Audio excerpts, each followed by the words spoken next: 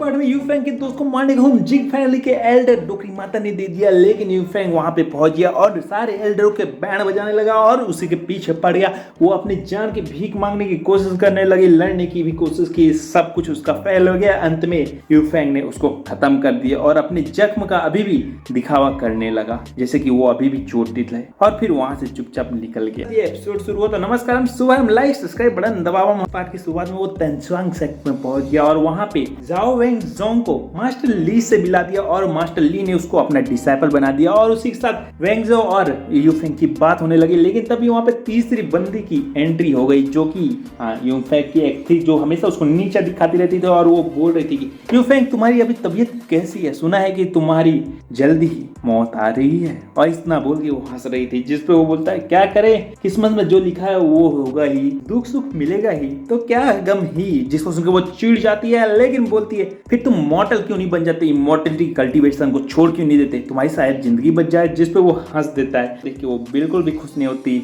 लेकिन फिर वो बोलती है जाओ वेंग जिंग तुम यहाँ कैसे, बहुत समय बाद मिले हैं। जिसको सुन के वो खुश हो जाता है और बोलता है लिन सो मैन, हाँ हम बहुत समय के बाद मिले, देखो ना मैं कितना डोकरा हो चुका हूँ और तुम अभी भी जो मानो। उनके वो खुश हो जाती है, हाँ उसको लगता है कि उसने कल्टीवेट करके कुछ अचीव कर लिया है और उसका घमंड साथ में आसमान में पहुंच जाता है। और फिर वो आगे बोलती है ब्रदर हुआ ने एक बारबेक्यू पार्टी रखी है और उसमें बहुत बड़े बड़े डिसाइपलों को इनवाइट किया है, तो क्या तुम मेरे साथ चलना चाहोगे। जिसपे वो मना कर देता है और उसके साथ चला जाता है। पर वो सीधा बारबेक्यू में पहुंच जाता है जहाँ पे वो ब्रदर हुड से मिलता है और दोनों में बात होने लगती है। लेकिन एक एक करके बाकी लोग भी आने लगते हैं, जिसमें से कुछ दोस्त होते हैं कुछ दुश्मन होते हैं और उनके बीच में मतभेद चलते हैं और एक दूसरे को नमस्कार करते हैं चाहे खुश हो या ना हो। और इसी साथ बारबेक्यू शुरू हो जाता है और उनके बीच में डिस्कशन भी स्टार्ट हो जाता है। लेकिन तभी हु पूछता है कि होलिसन युंगान अभी तक नहीं आया। जिसपे एक जवाब देती है, बोलती कि होलिसन बहुत ज्यादा बीमार चल रहे हैं इसलिए वो नहीं आ सकते। क्या था रूथलेस दोनजो की बात चलने लगती है जहाँ पे उनको पता चलता है कि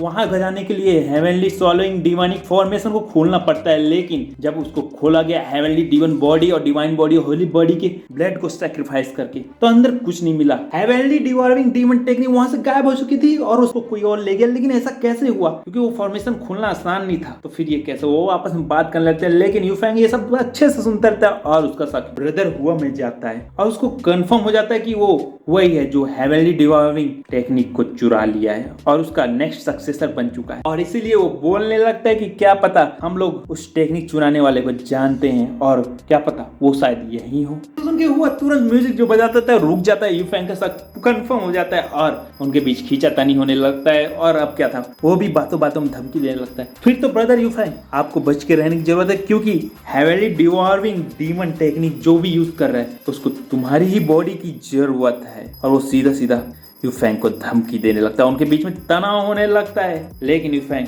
बात टाल देता है और बदल देता है, हाँ देखेंगे जब वो बॉडी मेरे लेने आएगा, फिलहाल तो बारबेक्यू चल रहा है तो टेंशन क्या लेना है। और इतना बोल के वो बारबेक्यू एंजॉय करने लगता है और सबसे पहले वहां से परमिशन लेकर निकल जाता है। लेकिन जाने से पहले अपने हेल्थ के कमजोर रहने की एक्टिंग फिर से दिखा देता है, अपने मुंह से ब्लड निकाल के। उन लोग को लगता है कि वो अभी भी ठीक नहीं हुआ है। सीधे जोंगविंग और मास्टर ली से भी अलविदा कह के वो सेट से बाहर निकल जाता है। लेकिन बाहर जाते ही उसके ऊपर अटैक होता है 3 लोग, जिसमें 2 लड़के रहते हैं, एक लड़की अटैक कर देते हैं और उसकी बॉडी को छीनने आए रहते हैं, जिसमें से एक पोगेटा से वार करता है, दूसरा भाले से और तीसरा अटैक करने लगती है। यूफेंग भी उनसे लड़ने लगता है, बोलता है आखिर कितना इंतजार करा दिया, मैं तो सोच रहा था कि तुम लोग जल्दी आओगे लेकिन इतना लेट कर दिया। और वो बोलते हैं कि यूफेंग तुम तो उसी खत्म होने वाले हो, तो अपनी बॉडी भी हमको दे दो ना, काहे स्ट्रगल कर रहे हो। और इतना बोल के आपस में वो लड़ने लगते हैं, कोई एक को पहाड़ में फेंकता है तो कोई पोगोटा से दबाने लगता है। लेकिन यूफेंग उन सब का जवाब देने लगता है, उनको पीटने लगता है, किसी भी कोई अंतर नहीं करता है। वो लड़की भी एक जबरदस्त मुक्के से जमीन में पटक देता है, बिल्कुल इक्वालिटी की इज्जत करता है। लेकिन ये क्या पगोड़ा वाला उसके ऊपर अचानक से वार करता है, जिसको ब्लॉक करता है और एक मुक्के से उसको पहाड़ में पटक देता है और अपनी तलवार को निकाल के